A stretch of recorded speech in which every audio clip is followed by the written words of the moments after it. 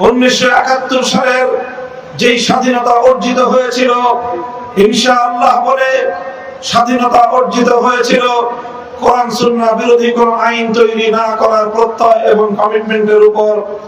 16 December 71 সালে মুক্তিযুদ্ধে বিজয় অর্জন করার কয়েক মাসের মধ্যেই বাংলাদেশের মানুষ প্রত্যক্ষ করলো দেশের প্রায় সকল জনতা, সকল জনগণের ইচ্ছা এবং অভিপ্রায়কে বৃদ্ধাঙ্গুলি প্রদর্শন করে ৭৮-এর চেতনার মাধ্যমে বাংলাদেশের ৭১-এর মুক্তিযুদ্ধের চেতনাকে ছিনতাই করা হয়েছিল। আজ আবার 2024 সালের দ্বিতীয় স্বাধীনতার পর আমাদেরকে মনে রাখতে হবে, পতিত স্বৈরাচারী শক্তি এখনো কিন্তু তারা বসে নেই, ষড়যন্ত্র করছে বাংলাদেশের ছাত্র জনতার এই অভূতপূর্ব বিজয়কে আবার ছিনতাই করার জন্য। স্বৈরাচারী শেখ হাসিনার দোসররা প্রশাসন সহ বিভিন্ন জায়গায় ঘাপটি মেরে বসে আছে আমাদের কষ্টার্জিত রক্তের বিনিময়ে অর্জিত স্বাধীনতার এই যুদ্ধকে আবার কলুষিত করবার জন্য। সোচ্চার থাকতে হবে। শেখ হাসিনা বিগত 50 বছর পর্যন্ত রাজনীতি করেছে প্রতিশোধ গ্রহণের রাজনীতি আর বিভাজন করার রাজনীতি। শেখ হাসিনা বাংলাদেশের মানুষের কাছ থেকে 15ই আগস্ট তার পিতার হত্যাকাণ্ডের বিচার প্রতিশোধ গ্রহণ করার ঘোষণা দিয়েই রাজনীতি শুরু করেছিল। কিন্তু তার পিতা ৭১ সাল থেকে ৭৫-এর 15ই আগস্ট পর্যন্ত বাংলাদেশের 30,000 মায়ের কোল খালি করে 30,000 যুবক সন্তানকে গুম খুন আর হত্যা করেছিল। সে কথা শেখ হাসিনা বেমালুম ভুলে গিয়েছিল। একতরফা প্রতিশোধ পরায়ণতার কারণে একটা মানসিক বৈকল্যের শিকার একজন মানুষের নাম শেখ হাসিনা। আমি বলি, আওয়ামী লীগের নেতৃবৃন্দের বিচার হওয়া উচিত শুধু এই কারণে যে এইরকম একজন মানসিক প্রতিবন্ধী সাইকো রোগীকে এত বছর ধরে এদেশের মানুষের কাঁধের উপর তারা বসিয়ে রেখেছিল। আর এই মানসিক বিকারগ্রস্ত শেখ হাসিনা অব্যাহতভাবে চেষ্টা চালিয়ে গিয়েছে বাংলাদেশকে একটি ব্যর্থ রাষ্ট্রে পরিণত করার জন্য। তার চেষ্টা ছিল, তার সাধনা ছিল বাংলাদেশের প্রধানমন্ত্রী হওয়া নয়, অন্য আরেকটি দেশের তিলক রানী মুখ্যমন্ত্রী হওয়াই ছিল তার সাধনা। সংগ্রামী সাথী ও বন্ধুগণ, তাই আজ আমাদেরকে মনে রাখতে হবে, লক্ষ লক্ষ কোটি টাকা শেখ হাসিনা, একজন বিধবা নারীর এত টাকার কোনো দরকার নেই। তার বিদেশে মোটামুটি তারা প্রতিষ্ঠিত, দেশে তাদের কিছু থাকবে না থাক। তার একটা বোন আছে, এই বোনকে নিয়ে তিনি পালিয়ে গেলেন। এত লক্ষ কোটি টাকা কেন পাচার করেছেন? নিজেদের শুধু প্রয়োজনে নয়, তার আসল ক্ষোভ হল বাংলাদেশের মানুষের বিরুদ্ধে। এই জন্য এই দেশ থেকে প্রতিশোধ গ্রহণ করার জন্য, এই দেশটাকে তলাবিহীন ঝুড়িতে পরিণত করবার জন্য, এদেশের অর্থনীতির ভিতকে ধসিয়ে দিয়ে এদেশকে একটি পরনির্ভরশীল দেশ হিসেবে পরিণত করার জন্যই মেগা মেগা প্রকল্পের নামে মেগা দুর্নীতি করে বাংলাদেশটাকে আজকে শূন্য অবস্থানে নিয়ে গিয়েছে। কাজে আমরা ভাষায় বলতে চাই, অন্তর্বর্তীকালীন হাজার হাজার নিরপরাধ মানুষের হত্যাকাণ্ডের দায়ে শেখ হাসিনাকে যে কোনো মূল্যে ধরে এনে বাংলার মাটিতে বিচারের কাঠ করে দাঁড় করাতে হবে। শেখ হাসিনা এবং তার খুনি সরকার এবং তার মন্ত্রী পরিষদের সদস্য এবং প্রশাসন থেকে যারা দলীয় অন্ধ দালালি করে এদেশের মানুষের বিরুদ্ধে যুদ্ধ ঘোষণা করেছিল, তাদের সকলকে যথোপযুক্ত বিচারের মাধ্যমে শাস্তি নিশ্চিত করতে হবে। পাচার করা লক্ষ লক্ষ টাকা বাংলাদেশে ফিরিয়ে এনে এদেশের মানুষের কল্যাণে ব্যয় করতে হবে।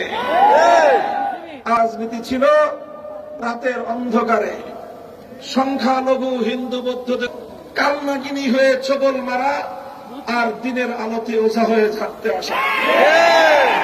এইভাবে নাটক করে করে বাংলাদেশটাকে সাম্প্রদায়িক সংঘাতের আখড়ায় পরিণত করেছিল শেখ হাসিনা। এখন আর সেই নাটকের কোলা খুশিলভরা নাই। এই জন্য বাংলাদেশের সংখ্যালঘুরা এখন নিরাপদে, এখন নিশ্চিন্তে আছেন। ইনশাআল্লাহ এদেশে এখন ইসলামের জোয়ার বইছে। আগামীর বাংলাদেশ হবে ইসলামের বাংলাদেশ, আগামীর বাংলাদেশ হবে খেলাফতের বাংলাদেশ। ধর্ম বর্ণ ভিন্ন মত সবার জন্য খেলাফত।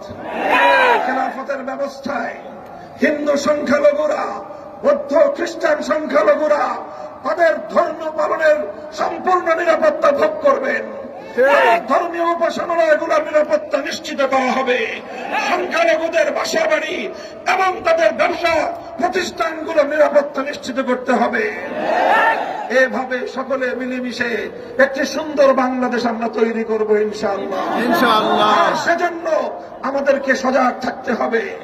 পতিত স্বৈরাচারী শক্তি বাংলাদেশ থেকে পালিয়ে গেছে। কোথায় গেছে? ভারত সরকার তাকে আশ্রয় দিয়েছে।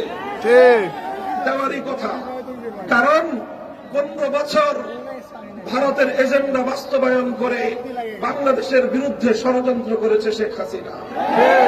আর ভারত এদেশের মানুষের কোন আকাঙ্ক্ষাকে দুপায়ে তোলে প্রতিটি জাতীয় নির্বাচনে তার সেবাদাসী শেখ হাসিনাকে বাংলাদেশের ক্ষমতার মসনদে বসিয়ে রাখবার জন্য এদেশের মানুষের ভোটের অধিকার নিয়ে ছিনিমিনি খেলেছে। সারা আন্তর্জাতিক বিশ্বের সামনে বাংলাদেশকে ছোট করে রাখবার সমস্ত আয়োজন ভারত করেছে। আর এই জন্য শেখ হাসিনা তাদেরকে যে সার্ভিস দিয়েছে, এখন সেই সার্ভিসের বিনিময়ে তাকে কিছুটা আশ্রয় দিতেই পারে। আমাদের সরকারের কাছে স্পষ্ট দাবি থাকবে, আন্তর্জাতিক আইন অনুযায়ী প্রয়োজনে রেড অ্যালার্ট জারি করে তার বিরুদ্ধে আইনানুগ ব্যবস্থা গ্রহণ করতে হবে। আর বলবো আমরা পরিষ্কার ভাষায়, ভারতে আছে কিভাবে তার বিচার হবে সেটা বিচারিক প্রক্রিয়া। সেখানে বসে সীমান্তের অপর প্রান্তে বসে সে তাদের সীমান্ত প্রহরীদের মাধ্যমে আমার দেশের নাগরিকদেরকে গুলি করে হত্যা করার প্ররোচনা দিবে। এদেশের মানুষ বরদাস্ত করবে না। সীমান্তের কাছাকাছি আছে, চট করে ঢুকে পড়বেন বাংলাদেশে। এই বাংলাদেশ সেই বাংলাদেশ নয়। এই বাংলাদেশ মাথা উঁচু করা স্বনির্ভর বাংলাদেশ। এই বাংলাদেশ ছাত্র জনতার বাংলাদেশ। এই বাংলাদেশ আলেম ওলামার বাংলাদেশ। এদেশে আজ বিভাজন নাই। আমি বলবো, বিরোধী মত পথের যারা এতদিন পর্যন্ত স্বৈরাচারের নির্যাতনের শিকার হয়েছিলেন, আমাদের এখন ঐক্য ধরে রাখতে হবে। আমাদের মধ্যে বিভেদের সামান্য আভাস পেলে পতিত স্বৈরাচারী শক্তি আবার ষড়যন্ত্রকে শক্তিশালী করবে। গতকালও আপনারা শুনেছেন, এই স্বৈরাচারী শেখ হাসিনার নির্দেশে তার গুন্ডা বাহিনী গতকালকেও স্বেচ্ছাসেবক দলের নেতা সহ নিরীহ মানুষদের উপর হামলা চালিয়ে তাদেরকে খুন করেছে।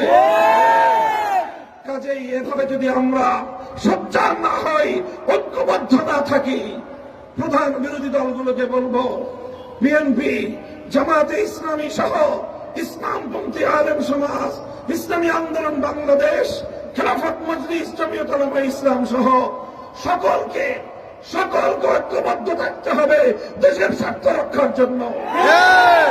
মতবিরোধ থাকবে, মত পার্থক্য থাকবে, কিন্তু সেটা কখনোই যেন কোন নতুন স্বৈরাচার, ফ্যাসিবাদকে অথবা পতিত স্বৈরাচারের জন্য বাংলাদেশে কোনো পথ উন্মুক্ত করে দিতে না পারে। ইনশাআল্লাহ এভাবে যদি আমরা ঐক্যবদ্ধ থাকতে পারি, ইনশাআল্লাহ নতুন বাংলাদেশ গড়ে উঠবে। ইনশাআল্লাহ 2024 সালের এই বিপ্লবের অন্যতম সৌন্দর্যের একটা দিক ছিল কি, আমাদের ছাত্ররা স্কুল কলেজ থেকে, ইউনিভার্সিটি থেকে রাজপথে নেমে এসেছে। আলিয়া মাদ্রাসা, কওমি মাদ্রাসা থেকে ছাত্ররা রাজপথে নেমে অভূতপূর্ব একটা ঐক্যের বন্ধন তৈরি করেছিল। তারা আন্দোলন চলছে, মিছিল চলছে, মিছিলের মধ্যখানে আজানের ওয়াক্ত হয়েছে।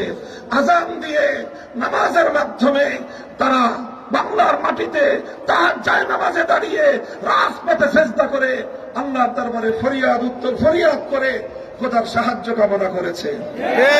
এভাবেই এ বিপ্লব সফল হয়েছে। কাজেই আগামী দিনে এই ধারায় অব্যাহত রাখতে হবে। এটাই বাংলাদেশের প্রকৃত চিত্র। ইনশাআল্লাহ বৈষম্যহীন পূর্ণাঙ্গ ইনসাফপূর্ণ এক সমাজ গড়তে হলে আমরা বিশ্বাস করি পরিপূর্ণ বৈষম্যহীন সমাজ একমাত্র আল্লাহ প্রদত্ত জীবন ব্যবস্থার মাধ্যমেই সম্ভব। মানব রচিত তন্ত্র মন্ত্র বাদ দিয়ে আল্লাহ প্রদত্ত রাজনৈতিক বন্দোবস্ত খেলাফতের প্রতি আমি সকলকে আহ্বান জানাচ্ছি।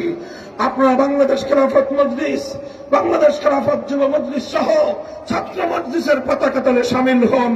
ইনশাআল্লাহ আগামী দিনে ইনসাফপূর্ণ একটি সমাজ গঠনে আমাদের এই প্রচেষ্টা অব্যাহত থাকবে।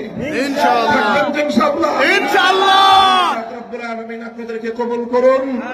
বাংলাদেশকে আল্লাহ পাক সকল ষড়যন্ত্রের হাত থেকে রক্ষা করুন। আখিরু দাওয়ানা আলহামদুলিল্লাহি রাব্বিল আলামিন। বাংলাদেশ জিন্দাবাদ, বাংলাদেশ খেলাফত মজলিস জিন্দাবাদ। নাসরুম মিনাল্লাহি ওয়া ফাতহুন করিব। আসসালামু আলাইকুম ওয়া রাহমাতুল্লাহ।